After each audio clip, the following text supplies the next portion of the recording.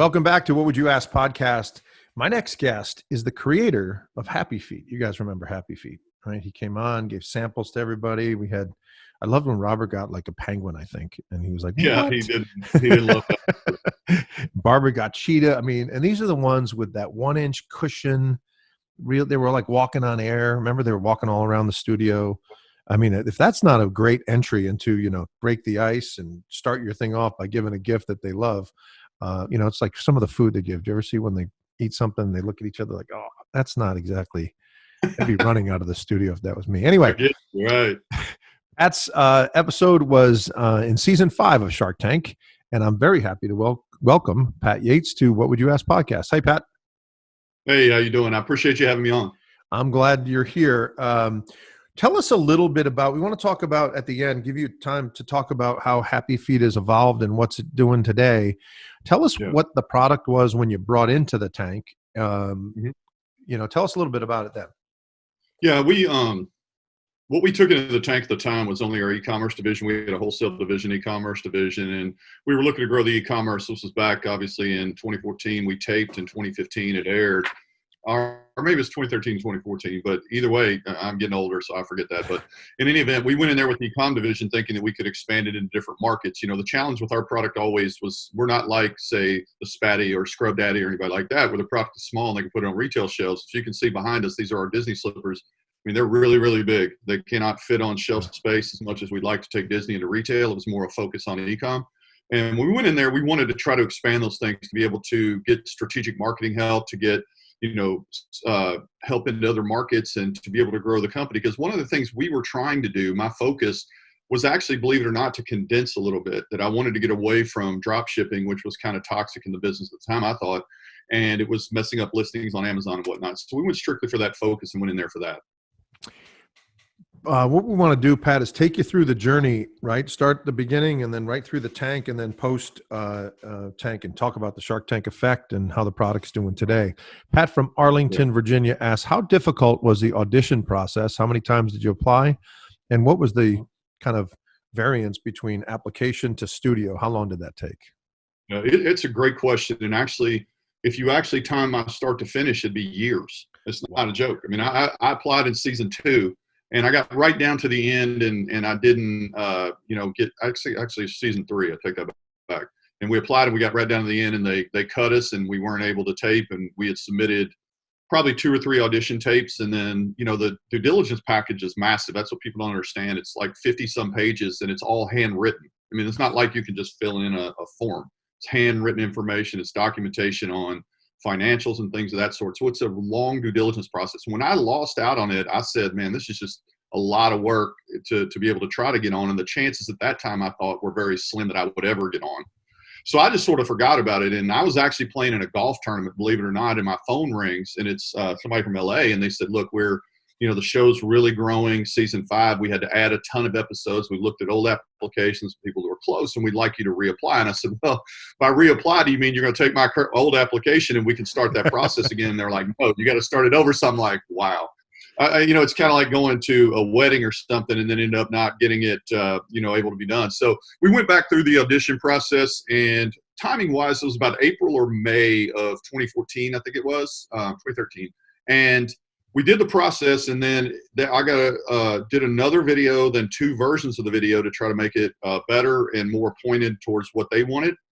And they got right down to it, and they called me back and said, look, here's what we'll do. We're full. We have you and a couple of other people for the last 3 or 4 spots or 5 spots, whatever it's going to be. They had probably double the numbers. So it's probably like 10 or 12 companies that ended up. And they said, what we're going to do is we're going to bring you to LA. We'll let you tape in front of the producers. They'll sit in the chairs. And if they like you, they'll keep you. If they don't, they'll fly you home.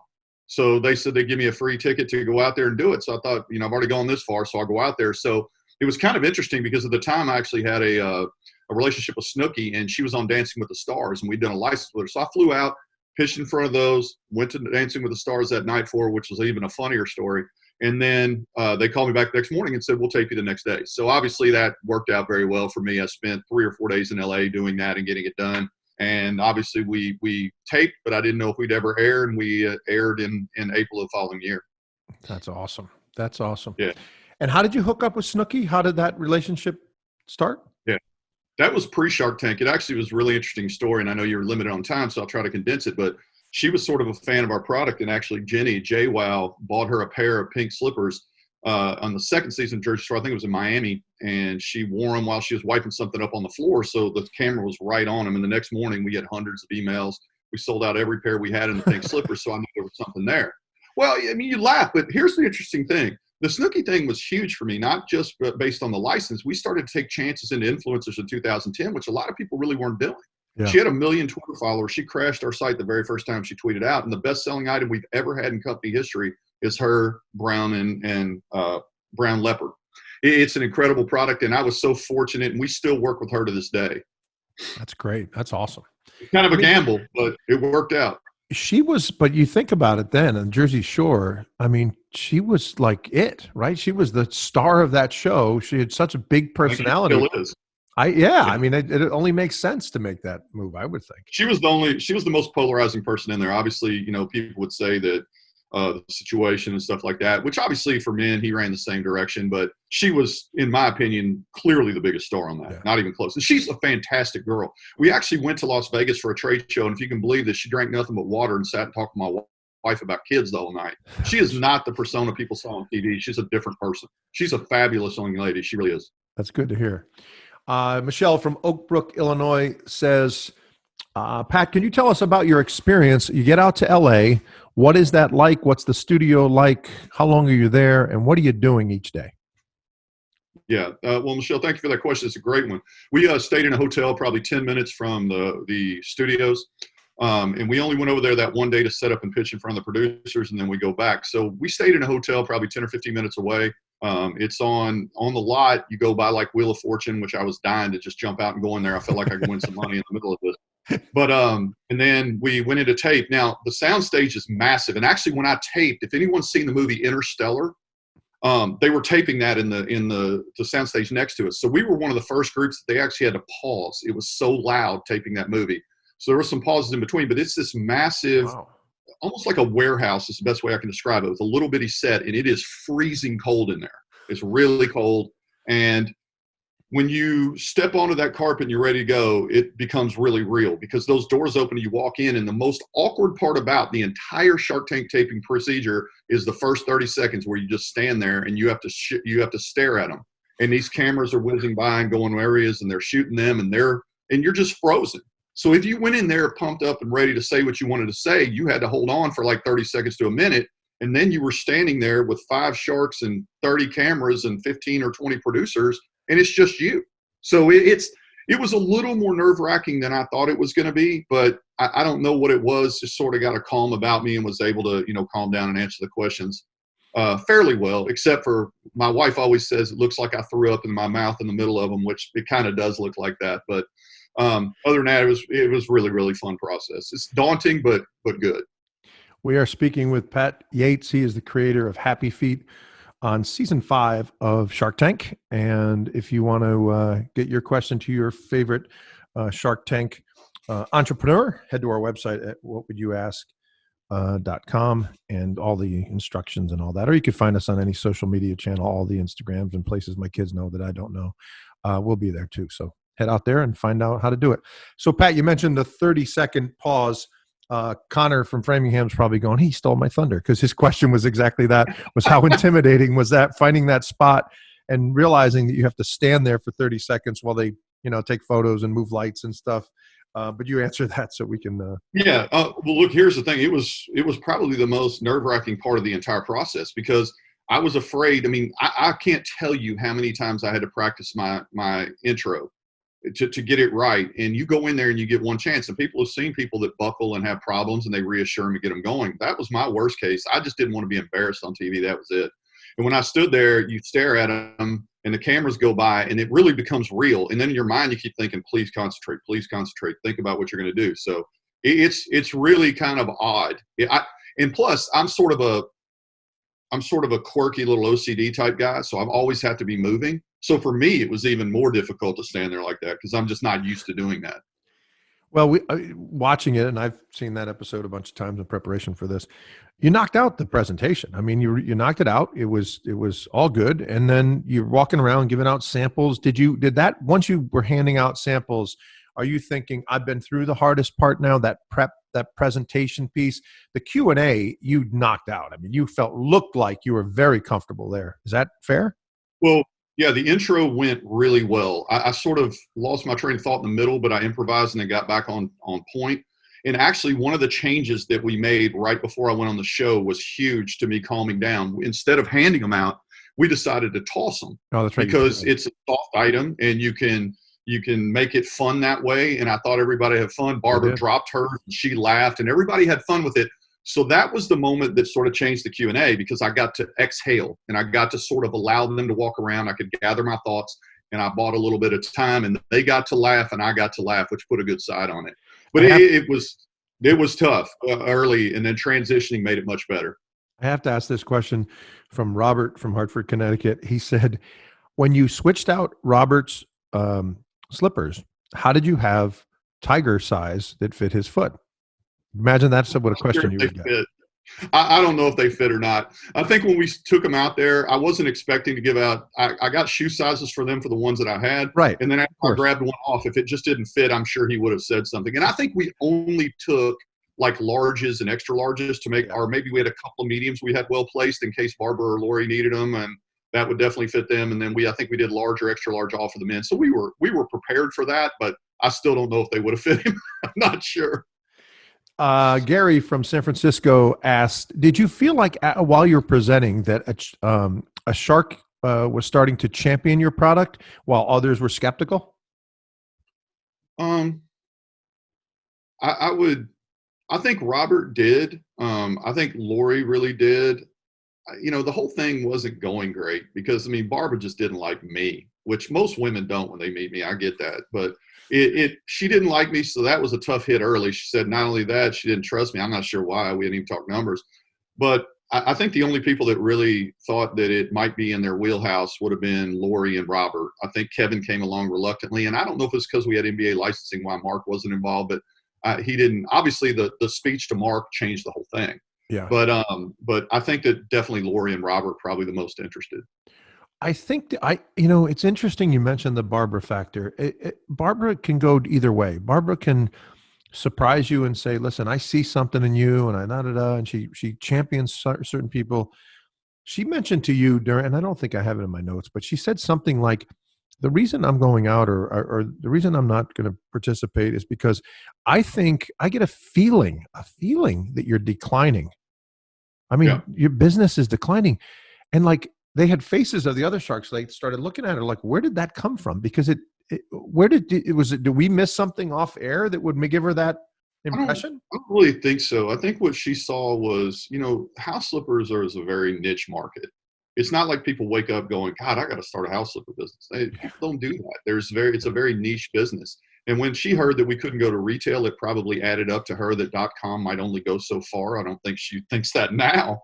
But 6 years ago, I mean, you didn't know how much, e-com was going to grow. You knew it was going to grow. But I'm really not sure why she said that. I don't think anyone agrees with that. I think Robert, definitely didn't agree with that. But, look, here's the thing. I've watched enough updates with Barbara. She is phenomenal. She really is. I mean, and she says she has to have a great relationship with every entrepreneur she has because she invests herself in it. I respect that. And I think she looked at me and thought maybe our personalities, he's a fast talker. He seems like he's jumping around questions, just not my thing. And I 100% respect that about Barbara. I think in retrospect, it was more that it was interpersonal. I think she probably didn't like me at first, but she would have grown to really like me. I know that. I think you're right. I don't have anything to add to that. Darren from Port Lucie, Florida asked, I like this question, Darren. Was there a weak area of your business that you thought may be concerning during the Q&A with the sharks? Definitely the retail thing, because I knew that, like Lori wanting to be involved in it, she always has that thing. She does the hand gesture. I want to go bigger. That's how Lori always says it. And if she didn't see a channel to be able to go bigger other than straight e-com, which is customer acquisition after customer acquisition after customer acquisition, then she probably would have, dropped off of it a little bit. But the sales numbers I was doing in a niche area at the time that we were doing it, I think just kept them in. But I definitely think the retail problem was the biggest.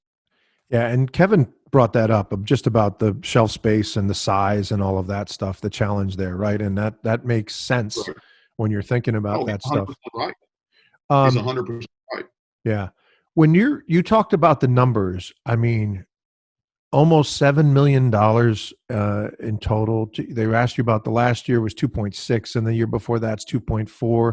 You're making them for 5, and I don't know if you talked about wholesale, but then selling them for 24 to 29 in that range. I mean, margins were good. Everything was good.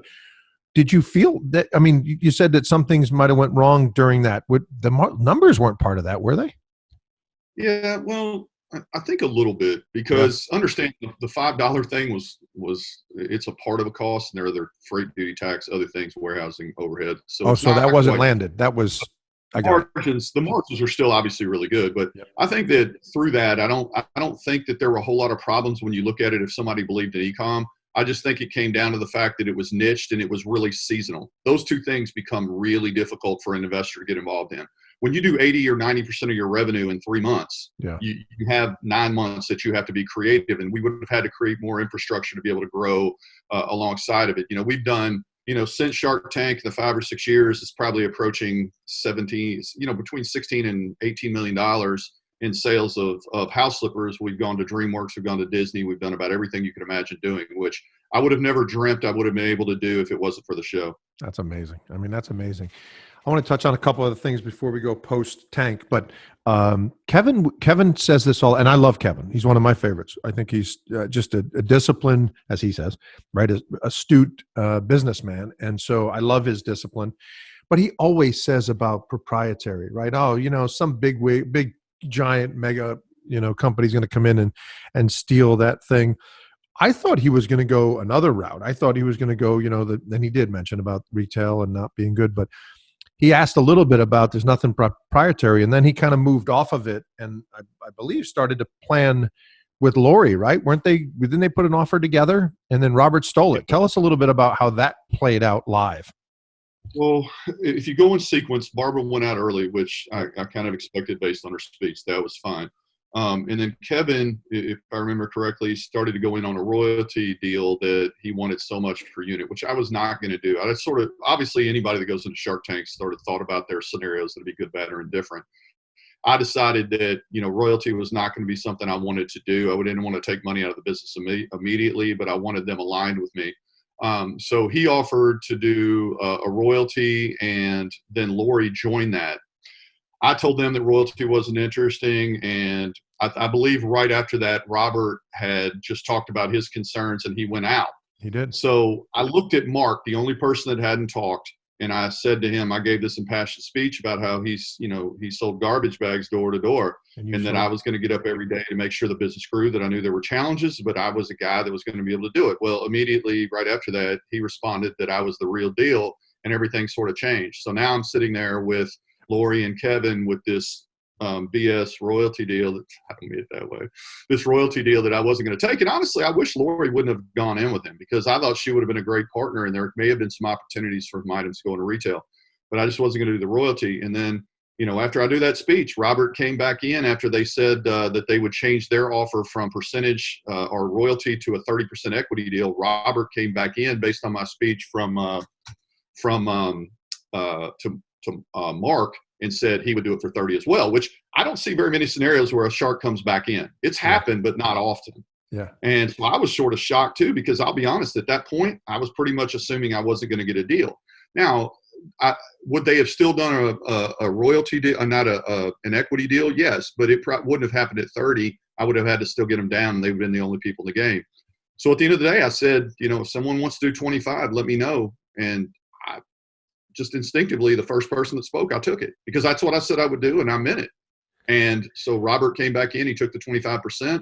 Lori was trying to stop me, she's doing the waving and hold on, and I'm like, you're done. It's done. So it was as quick as it looked on TV. It happened just like that. Like they were talking, and Robert it was said, really, really quick. I mean, it was really quick. Yeah. Because I said this I'll be honest, probably the time between finished my speech to Mark, he said, you're the real deal, and Robert coming back in and me saying done was probably about 2 minutes. That's how quick it happened. Jeez, Because I was pretty much at the end of that time. It happened in the last 2 or 3 minutes. And I was sure I was leaving without a deal.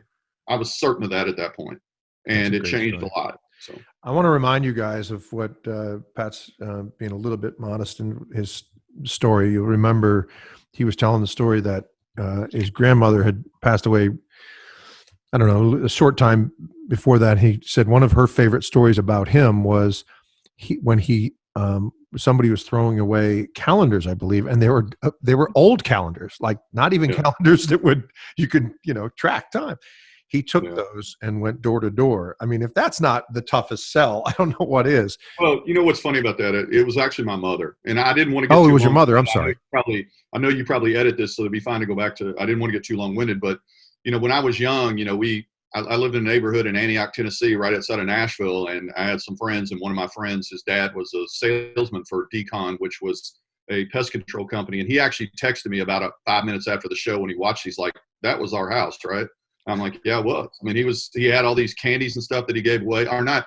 He sold two different things. He sold insect repellent and candy, and that was kind of an interesting dynamic. But we used to grab candy, but he had these outdated calendars from the year before, and I thought somebody used these as scrap paper. He was getting ready to throw them in the trash. There were like 30 of them. So I walked door to door and sold them for $1 a piece when I was like 13 years old. And I think people were scared not to buy them from me. They thought I was crazy or something. I'll be honest. I think they just did it so I wouldn't run and like ding dong ditch them or something when I was a teenager or something. But it was kind of crazy, but it was. And my mom always mentioned that she thought that was an incredible initiative and proved that I could try to make something out of nothing, which is interesting because I've taken a small boutique house slipper business and turned it into something pretty good. Whether it's impressive or not, I don't know, but it's been exciting. That's very cool. Lee from Washington, D.C. wants to know, Pat, what was your most memorable moment on or off camera at the tank?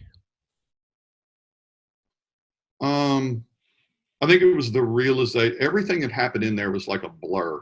It's so intense, and it's so, because this was literally the biggest moment in my business's history. I see enough people that I'm like, wow, that's not what they expected. And I don't know if they'll survive based on what they said about their company. I mean, there's been times when I've been nervous for companies surviving based on their experience in Shark Tank. For me, it was a blur in there. But when I walked out the doors, when you go out the doors, you get back into the lobby area, and they immediately take you out of the building, and they take you in a golf cart to another sound stage where you do your post interview. It's not done in the same stage. So when I was in that cart and I was driving to do the post interview, it really dawned on me that this actually happened, and that it turned out in my mind fairly good. And hopefully it was going to come off good on TV. And I may have gotten a relationship with Robert and a partnership that could, really propel my business. It was really surreal. And then, I had to spend, and actually what's interesting is, I don't know if people have talked about this, but it's a very secretive process. When I'm finished and I walk out, they take me to golf cart to the post interview. I do the post interview. I get in a car with one person. They take me a hotel away from every other person that taped that day. So we can't talk about it. So I had to spend one evening. I typed at like 3:00. So I spent the evening sitting at the lobby hotel bar in just disbelief. And I'm calling everybody saying, this is what happened. I don't know how it's going to look on TV, but we'll see. And of course, as your viewers probably know, I never get to see it before it airs. So I was unsure what was going to happen. It was 6 months later before I got to see it. And I had to watch it live with everybody. That was nerve wracking. I'm not going to lie, because I was afraid how it might look.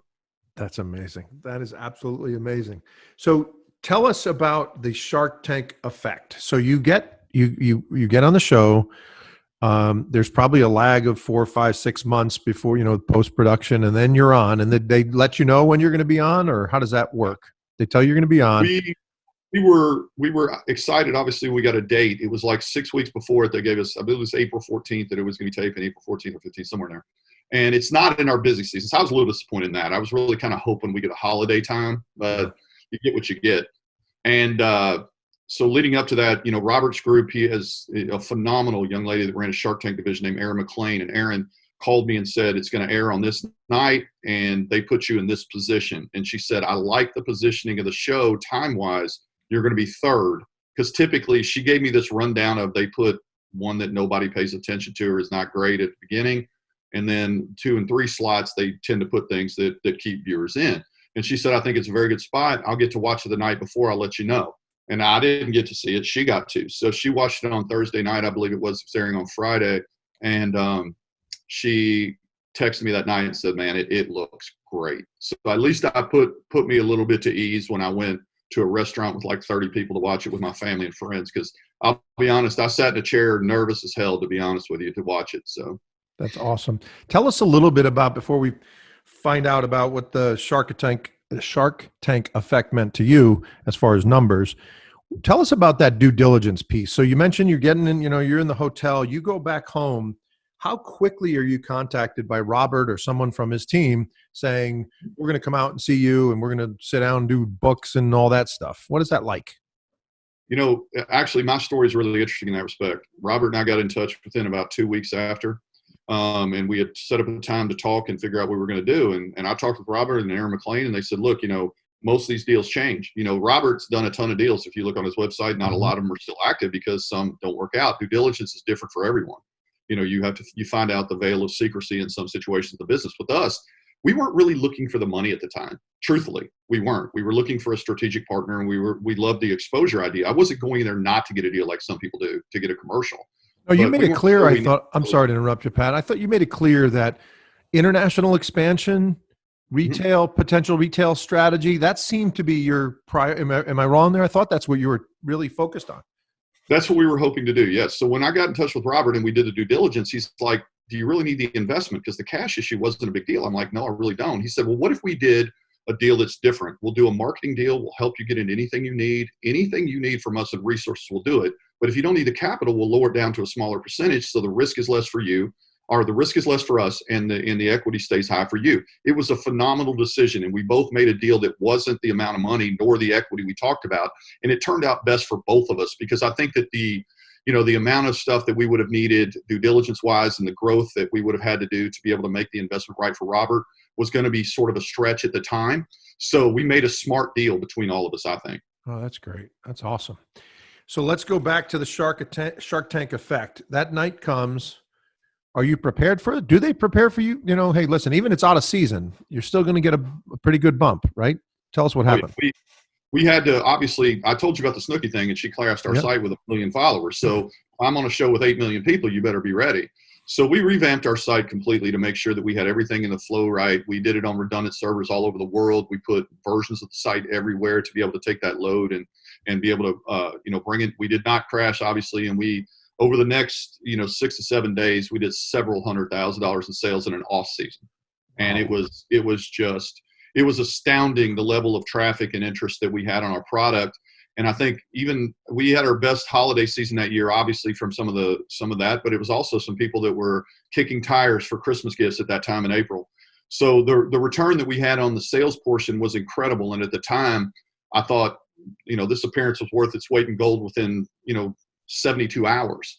But it was more than that as I went into the future. But on the airing, we had massive amounts of traffic worldwide over a 3 to 5 hour period, obviously. So it was big. You're going to see an order come in, probably, if it's not ordered already, from Brooklyn, New York. And my wife was watching the video last night, and she said, "Oh, that's really cool." And I have 4 kids, 2 boys and 2 girls, and that's great. She starts Christmas shopping immediately and said, I got to get some of that, some 4 pairs. And where do I see them? Anything she needs, you can just email me for having me on. I appreciate that. It was really cool, though.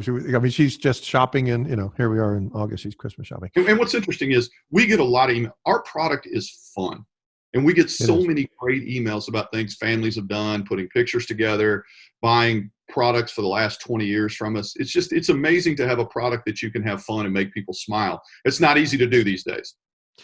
Tell everybody how the product is today and how the company is. How's it evolved? Tell us a little bit about what's going on at Happy Feet. Well, things are great. Obviously, we're a private company, so I don't really want to talk necessarily about numbers. But sure.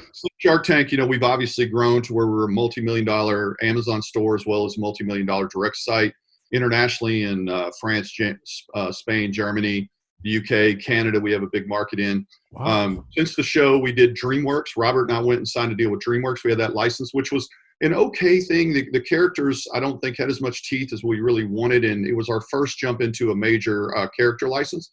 And then 2 years ago, we are still right now in the middle of our Disney license, which you can see behind us.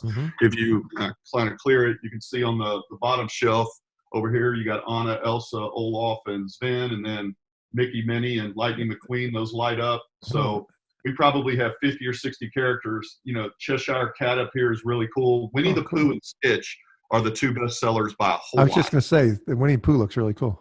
Yeah, here, I don't know, I'll do this quick, but Winnie the Pooh is probably the coolest one that's ever been made. Some of the intricacies you could see on with the oh, that's awesome. That is awesome. I mean, you can't. Some of these are almost astounding how really good they are. If you look at this right here, some of the designs. Oh my that we've God, done, the detail is amazing. Well, here's the thing too. You don't realize how cool this head really is. It was adapted from a plush toy, but this is an iPhone right now. You can see the iPhone. It's twice the size of an iPhone going up the front of your foot. And so they're such great characters, and they're so lifelike. We were lucky to do that. We're expanding our standard tennis shoe style slipper designs. We're going to start offering smaller lots so we can do corporate gifts now that people are displaced around the United States working from home. Oh, that's a great idea. We worked really hard to try to get some of those things down and to be able to get to more customers. So we got a lot of great things going on. We invented a product called Zlippers, Zlipperz. It's a zip-on, zip-off top we can customize with images, not only Disney, but your family or whatever it's going to be. So we have a lot of great things working. We really do. Is that available on the website? The Zippers?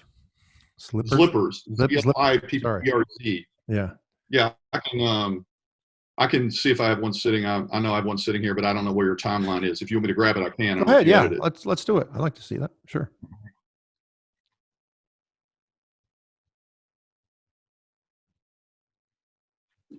Can't go away without seeing the Zlippers. I like that.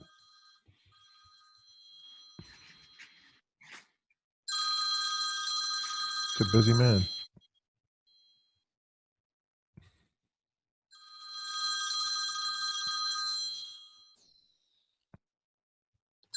That turned out to be good timing. I didn't realize I didn't turn my phone off. That's all right. All right. So Zlippers. You have I invented this because we want to be able to do custom lots. So you can see this. You got a bottom. This is our regular bottom slipper with the zipper right here. Yep. And I just grabbed one straight off the rack. Let me go around the side here and see if I can do this. It's a lot of pressure you're putting me under here. This work. And of course, this one looks like it might not be the right size. I'll just grab the first ones I can see. Oh, we'll be good. There we go. All right. So here's the top. Just lays flat like this. We print them on a custom printer. You can see that. Oh, that's cool. Okay. Yeah. And then you take it, zip it on, and there you are. Oh, man. So what I can do is I can take, like, let's say we took your podcast logo. Yep. We can print it flat right on here and send them to you, and it's just a mule slipper, just like that. Boom. Oh my God, zip it in. So cool. And if you change your mind of what you want to do, zip it off and wear another one. Interchangeable. I love it. I love it. Where, Pat, last question. Where could everybody find this stuff? Should we go to happyfeet.com, go to Amazon? What's the best way to do this? Well, it's buyhappyfeet.com, B-U-Y, happyfeet.com, and then on Amazon as well. Okay. Awesome. Don't forget the B-U-Y. B-U-Y. Yeah, there you go. Happyfeet.com. Pat, thank you very much for joining us. We're really excited for you and your business. And thanks again. Really appreciate it. If you would like to, if your people respond, how many questions do you have? How many questions? Yeah, did people submit for the podcast? Oh, geez. 300? Wow. Yeah. I was going to say, if you want to do a drawing for 4 or 5 people, I'd be happy to send them a pair. If you want to do that promotion. That'd be great. I'll work that out with you. That'd be awesome. Thank you for doing that. Yeah. Thanks for the time. Really appreciate it. No problem. Anytime. We'll be back right after this with more What Would You Ask podcast.